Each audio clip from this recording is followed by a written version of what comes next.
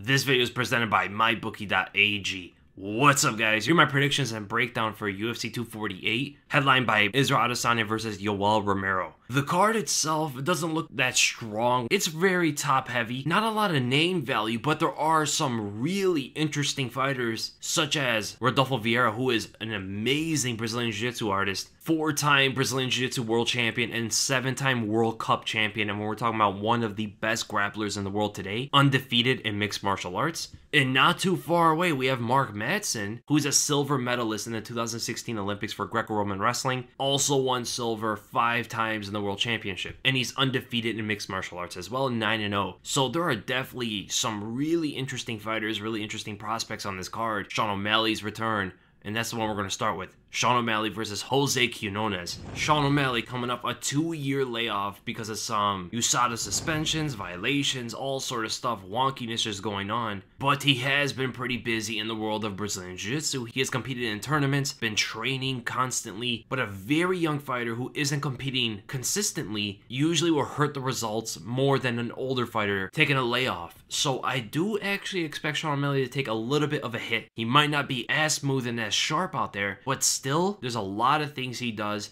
much better than Jose Quinonez. Jose stands very tall. He could fight southpaw or orthodox, but he usually doesn't switch. He takes one stance the entire fight, good with the power hand on either stance. He doesn't set it up too well. He bounces around a lot of footwork, a lot of movements, and in the whole package, he likes to fight in a rhythm. So does Sean O'Malley to a case, but O'Malley can break his own rhythm a lot better than Jose can. Jose, when he's starting to get disrupted, he wants out of there to reset completely and get back into the song and dance. Now, he is a very good kicker, especially when he takes the southpaw stance, but here's the thing, man. Sean O'Malley does pretty much everything better than Jose Quinonez. His boxing's better, he's faster, he's more powerful, he's longer, he's taller, he's more athletic, he has better Brazilian Jiu-Jitsu. Wrestling could be pretty even, but O'Malley has better kicks, better timing, everything that comes into fighting, pretty much. All the techniques, all the attributes, it's on Sean O'Malley's side. So my prediction for this fight, I ultimately have to go with Sean O'Malley, and I'm going to go by a decision because Jose is a very tough fighter, and I think O'Malley is going to be a little bit ring rusty, and the betting gods seem to also agree with that. Sean O'Malley is a minus 330 favorite, Jose plus 255. And then we go to Neil Magny versus Jingliang, another fighter coming off a layoff. Neil Magny has not fought for pretty much a year and a half, since November of 2018 when he got knocked out by Santiago Ponzinibbio,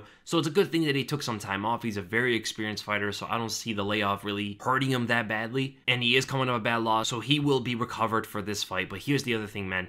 Jingliang is not too far apart from Santiago Ponzinibbio. There is a gap in skill, obviously, but the style, the power, the way they fight, Jingliang is going to bring that same kind of test on a lesser level to Neil Magny to see if he can get past that. The leg kicks are strong from Jingliang. Power in his hands that can knock out anybody with one punch. Very good jab and very good right overhand, very good right straight. Tough fighter with a really good chin as well, and decent takedown defense. And the takedowns is going to be something interesting if Magny can get to that, because on the feet, I'm going to have to favor Jingliang, but on the ground, I favor Neil Magny, because Magny does have underrated takedowns. 46% takedown accuracy is actually pretty high, and he has attempted a lot of takedowns and goes from often 2.62 takedowns per 15 minutes. That's higher than the average. And you have to also know the guys he's been fighting in his career have been pretty high level, from Carlos Condit to Johnny Hendricks, Hector Lombard, Kelvin Gastelum. He's beaten those guys, and even the guys he's lost to are high level, and he's still able to get takedowns on these fighters. So I do see Jingliang getting taken down in the fight, and it really all comes down to if Jingliang can pace himself correctly, because with the power that he brings and the vulnerability to leg kicks for Neil Magny is going to encourage Jingliang to attempt a lot of power strikes, right? Attempt a lot of disruptive leg kicks to follow up with a potential right hand 1-2 combination, something to deliver and end the combination with power. The pacing is going to be very important because Neil Magny is a workhorse. The guy does not tire you out, throwing strikes, going for takedowns constantly. He doesn't want you to breathe. But my prediction for this fight, I think, is closer, but I'm going to have to go with Jingliang in this one. I can see where Neil Magny can win if he makes the right kind of adjustments, but looking at how these two have performed historically, Jingliang's style is a very hard fight for Magny. The leg kick's going to be very, very damaging, and that usually ends up with Magny getting caught by the right hand. So I'm going to go Jingliang. I'm going to go by a decision on this one. And Jingliang is a minus 171 favorite over Neil Magny, according to the betting gods. So it's very doable for Magny. Very doable. And then we go to the co-main event. A very anticipated fight.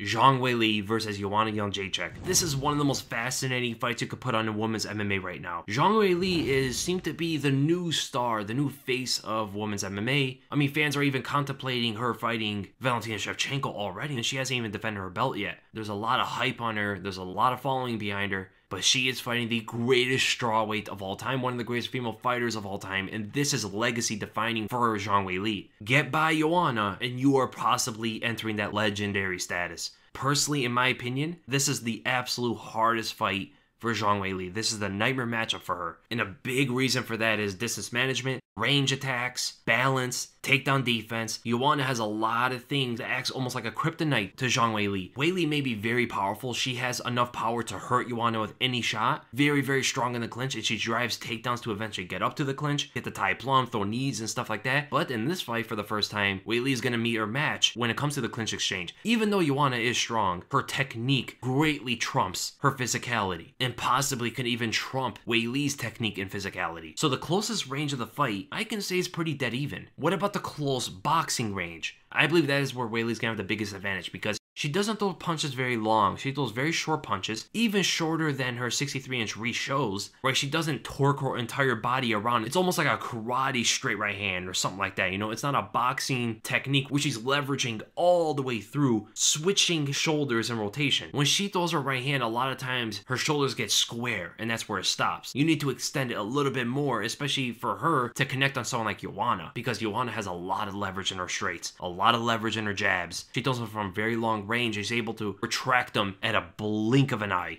She's extremely fast, I think much faster than Weili. That is why the close boxing range is going to be the biggest opportunity for Weili to establish some kind of damage, create something, make magic happen somehow. And then you have the kicking range. That is where Joanna is completely going to trump Zhang Weili. I believe there's very little that Weili can do at that range. She can kick with Joanna, but I think she's going to get out-kicked. Push kicks to round kicks. Joanna does, I think, much better than Weili. Even though Weili has more variety in her kicks, such as side kicks and spinning attacks, she can sometimes telegraph them a little bit too much. And outside of kicking range, where the resets usually happen, that is never where Zhang Weili wants to be at, unless she's getting put into a lot of trouble. She doesn't have the necessary footwork patterns to confuse Joanna. I think Joanna's a lot better at moving around, much better at taking angles, and much better moving in and out. That's the most important thing right here, because Weili doesn't usually take that many angles, and when she does, it's before an attack. It's not during a combination or during an attack. It's, I'm gonna move right, I'm gonna move left, and now I'm attacking a straight line. Joanna can do everything. She can combo moving laterally, combo moving linearly, taking angles for her kicks, mids combination. And also you have to note, Weili's not the best with takedowns. She's not the best at getting the opponent to the ground. Now that said, she has only been successful with one takedowner in her career, but she has attempted quite a bit, especially in her short UFC career, 30% of those takedowns actually landing. And Joanna has been historically shown against some of the best wrestlers, some of the best Brazilian Jiu-Jitsu artists, some of the best grapplers in the division. She has shown that she is nearly impossible to take down. And when you do, she pops right back up. And we're talking about fighters like Claudia Gadelha, Carla Esparza, even Jessica Andrade, Michelle Waterson, Jessica Penne. I mean, you can go down the list. All of these fighters had a very hard time grappling with Joanna, getting her to the ground and keeping her there. The only fighter that really kept her down a little bit was Valerie Letourneau, and even in that fight, Joanna said that she wanted to prove her Brazilian Jiu-Jitsu. So when you look at all of this together, you would have to say Joanna has a massive advantage in this fight. But can Zhang Weili catch Joanna unexpected? Does she have the footwork to surprise her to get in like Rose did? Does she have the ability to pressure Joanna like Carolina did? Even though Carolina was getting torn apart most of that fight, can Zhang Weili just use her durability as an entry to deliver damage? That is something we haven't really seen from Zhang Weili yet. We haven't seen her act like a Terminator. But then again, Carolina also has very unpredictable movements. And here's the X factor in this one. Zhang Weili has had quite a journey for this fight. She's traveled all around the world pretty much because of the coronavirus. And also she has trained a lot with Saenchai in Thailand, who's probably the best Muay Thai fighter in the world right now. And that 100% is going to do something for her when it comes to fighting someone like Joanna Jedrzejczyk.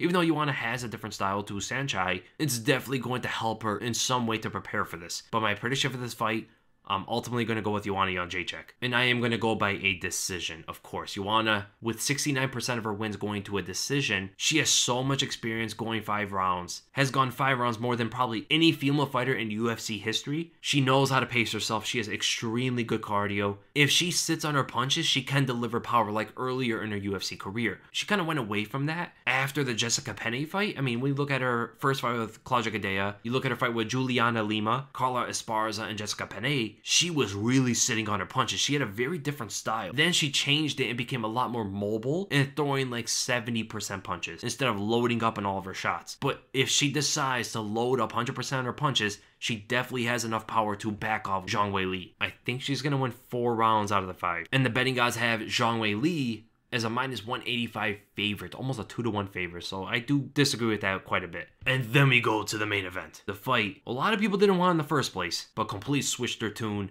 Israel Adesanya versus Yoel Romero. There's a lot of differences in this fight. I mean, we got the powerhouse in Yoel Romero versus the finesser in Israel Adesanya. The bodybuilding stereotype versus the skinny stereotype in Israel Adesanya. The fact is, these two fighters are possibly 1-2, 1-3, 1-4 top guys in this division right now, and it can go so many ways. Adesanya could do everything pretty much. I mean, we haven't seen too much of his grappling because he has insanely good takedown defense. Defended Derek Brunson's takedowns, Kelvin Gastelum's, I believe a couple of them. I believe Brad Tavares attempted a few. I mean, no one has really gotten that close to getting him to the ground and then holding him down. But the striking is where it gets really interesting. Adesanya can do pretty much everything. Fighting the inside like he did against Robert Whittaker. Very good defensively, very good counterpuncher. Able to switch stances better than most fighters in the UFC. Can knock you out with one shot. Very precise, very fast hands. Extremely fast kicks. Sneaky kicks. All types of variety of strikes. Everything you could think of, Adesanya can do it. And he has a 6.5-inch reach over Yoel Romero, as well as being 4 inches taller, but he does give up a bit of weight. Doesn't really matter too much. I don't think so, to be honest. He has 5-round cardio. He can knock people out with one punch. If he can knock you out with one punch and last 5 rounds very well, it doesn't matter. Keep this weight, stay how you are, don't jump up weight and unnecessarily hurt yourself in some way, right? Yoel Romero, though, on fight night, he comes in at like 207. So him in fight night is heavier than Israel Adesanya out of camp. There's a bit of difference when it comes to the weight. And I believe there's also a bit of difference when it comes to durability as well as power. Romero might have the best chin. He might be the most durable guy in this division. We're talking about a guy who has walked through head kicks from Paulo Costa and Robert Whittaker. He has been described as made of steel by his opponents. I mean, they punch him and they hurt themselves. Crazy to hear about that because that doesn't seem real. But it is real with Yoel Romero apparently. But there's a lot of things Yoel Romero does that a lot of people are talking about. People say he's too powerful, he's too strong, his wrestling's too good, he's too unpredictable, he's too explosive. Okay, Yoel Romero can fight orthodox or southpaw, but he's a lot better as a southpaw fighter. When he takes an orthodox stance, he's a lot more defensive, but pressuring at the same time, like you saw him when he fought Robert Whittaker the second time. But then again, Romero is very unpredictable. We don't know what stance he's going to fight in. Orthodox or southpaw, but it doesn't really matter with Adesanya because he can switch and fight equally. But here's the thing. Against someone like Adesanya, Romero puts himself at a big disadvantage where he prefers to slow the fight down and lull the opponent. When he does try to slow the fight down, he allows his opponent to back him up. If you notice, Romero's usually the fighter that has his back to the cage until he decides to explode. Izzy, as a pressuring fighter, is much harder to deal with than when he's in the center of the cage or moving back and trying to counter you and stuff like that. Yes, Izzy has lethal countering abilities, and he can still do that when he's pressuring Romero. But backing up Izzy becomes very dangerous for a fighter that explodes to create damage due to the huge distance difference. Romero's back on the cage, and Adesanya keeping a long range on him, picking at him, giving him all these kind of feints, triggering the explosions, moving back very quickly because Adesanya has extremely quick feet. And the fact that Romero doesn't set up really anything, he just spontaneously explodes to create damage, you can see how that's very hard for Romero to land anything. He's always going to be one step behind in that kind of fight. Now, this can be solved if Romero wrestles effectively. Just shooting is not enough to dent Izzy's composure. Romero needs to go from striking to wrestling to striking to have success with his offensive striking. A lot of people may think that Romero's wrestling will be the lone biggest problem for Izzy, but Romero's wrestling style is actually the style that complements Izzy's defensive style. Big exploding blast doubles in the center or when your back's up against the cage are very hard to land on Izzy. Also due to the difference in distance comfortability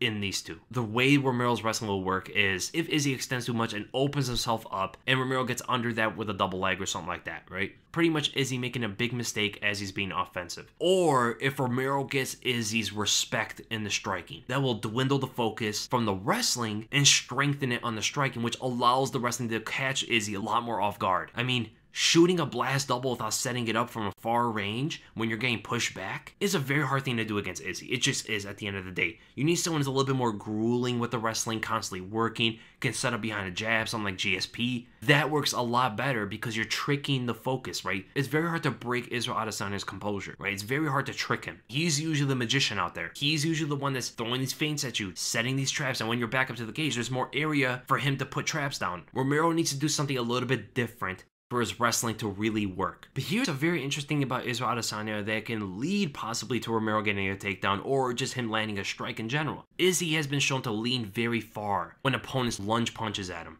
Right, look at that Robert Whittaker fight. Most of his defense was pretty much him leaning back very far. Now, this puts both him and his opponent at risk of getting caught. The thing is, Izzy has been doing this sort of thing since his kickboxing days, and that will only mean it will be instinctual in this fight due to Romero's complete unpredictability. When the unpredictable explodes into your face, you usually react on instinct. So it'll be very interesting to see how this plays out against a much stronger, much more durable, much more athletic, much more unpredictable fighter than Robert Whittaker, also in different stances. If we know anything, southpaws, in the UFC at least, have been harder for Izzy to fight than the orthodox fighters. Does that mean southpaw is harder for him to fight than orthodox? Not necessarily, but it is something to look at. Kelvin Gastelum, Anderson Silva, Marvin Vettori. I mean, we're talking about the hardest fights in Israel Adesanya's UFC career by far. And all three of those guys that he fought were southpaw. Now, although this puts him at a very big risk, I do see Izzy countering Romero with this, but can he stop the beast that is pursuing? Can he halt the train? Can he break the chaos with a punch? I think he can, due to how amazingly he touches the weak spots of his opponent. But then again, Romero has been able to walk through flush head kicks and powerful blows many times throughout his career. But hitting the jaw in the right spot, hitting behind the ear, the temple, these are very different. And we saw Costa able to drop Romero with a hook to the jaw, but his head kick could even phase him. And another very interesting thing to look at is, I did a bit of research on this, a moment in the Whittaker fight with Israel Adesanya. 2 minutes and 20 seconds in the second round show maybe a hole in Izzy's game, leaving him open to strikes where his opponent has been striking with him the entire fight, but then fakes a takedown all of a sudden and comes over the top with that overhand. You can't lean back like that when the opponent's going to tap a takedown on you. That's another thing going for Yoel Romero. If Adesanya is leaning back from the overhands and Romero is able to condition him to keep doing that, and now the takedowns can be presented, that's another thing going for Yoel Romero. If Adesanya is leaning back from those overhands, those wild looping punches, his legs are exposed. He's leaving his hips open. There comes a takedown. But if he wants to land some strikes, this sequence in the Whittaker fight maybe have shown a vulnerability for Romero to take. But Izzy's a very smart fighter. He has a very good camp behind him. He may change that approach of leaning away from the overhands for this fight because he will most likely back up Romero. But then again, like I said before, that lean away from those wild shots is an instinct. It is something Adesanya's been doing for a very, very long time. Now, this all comes to my prediction for the fight. I am going to go with Israel Adesanya. This is a very hard fight for him, though. This is possibly the hardest stylistic matchup for him on paper. But the reason I'm going with Adesanya is he has very good takedown defense. His distance management is the main thing. If Romero is getting pressured backwards, it's going to be very hard for Romero to be successful with much unless Adesanya makes a huge mistake. So I see a lot of jabs, straights, head kicks.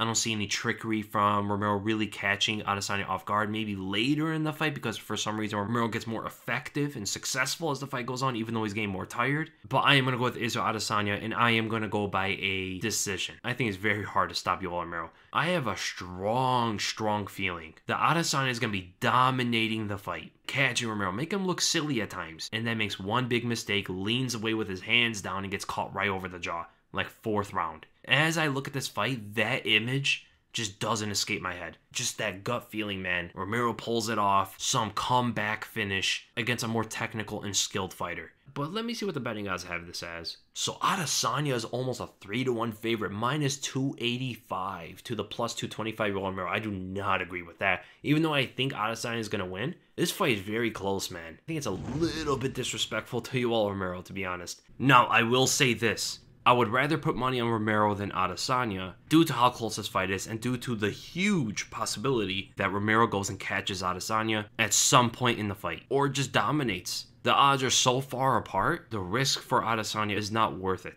but probably betting with friends, I would put money on Adesanya more than Romero. But still, can't even say it that confidently. At the end of the day, we can all say that we are looking forward to the Zhang Weili versus Joanna fight, and especially that main event. But what's better than just watching the fight is to go and bet on them with mybookie.ag. No one gives you more ways to win than they do. Fastest payouts and better lines than any other sportsbook. Very easy to navigate through, and I wouldn't be telling you guys to bet with them if they weren't the best. Now, ultimately, the weigh-ins is going to mean a lot for this fight because in the main event and co-main event, Yoel Romero, Joanna Jedrzejczyk, they have shown in the past that they have a tough time making the cut, especially as they get older. Yoel Romero has missed weight a couple times. Joanna has come on the verge of missing weight, at least by the rumors. So the betting lines can even change drastically by Friday. So keeping updates on MyBookie can really be beneficial on maximizing your rewards. But also, if you're someone who likes to bet a little and win a lot, you can try a parlay. You could put your confident picks in a lineup to try and multiply your winnings. And by joining now, MyBookie will match up your first deposit all the way up to $1,000. That means if you play with $2,000, you get $1,000 in free money to play with. Just use the promo code WEASEL to activate the offer. That's promo code WEASLE to take advantage of MyBookie's sign-up offer. Visit mybookie.ag today. You play, you win, you get paid. The one that stands out right away is Rodolfo Vieira versus Safarov. Now, I do expect Vieira to win this fight, but to be the biggest favorite on the entire card, a minus 850 favorite over a guy who has fought in the UFC a little bit longer, a better striker, very dangerous and very powerful, minus 850 is not warranted. Sean O'Malley has risen in the betting odds really quickly from minus 330 to minus 365 already. Emily Whitmire versus Poliana Viana is actually a pick'em fight where I do favor Emily Whitmire to win this because of her superior grappling, and she's a little bit more ferocious or intense with her takedowns especially. Viana is a better striker, but I don't think she's going to be able to hang with Whitmire that well on the ground. Again, I disagree with the Zhang Weili fight, and the Romero Adesanya betting odds are crazy, man. So I hope you guys enjoyed the predictions. If you did, make sure to thumbs up. If you enjoyed my content, make sure to subscribe. And my podcast is going to come up pretty soon, maybe by Friday. I will try to get it before the card. My nightmare matchup, a lot of people have been asking me. I want to wait to see what happens this Saturday, because if I put up the nightmare matchups like on Friday, I don't think it would be a good timing for it. So I'm going to wait after Saturday. I'm pretty sure I'm going to get it out by next week, so be looking for that as well. A lot of editing goes into that, man. A lot of time, and I'll see you guys then.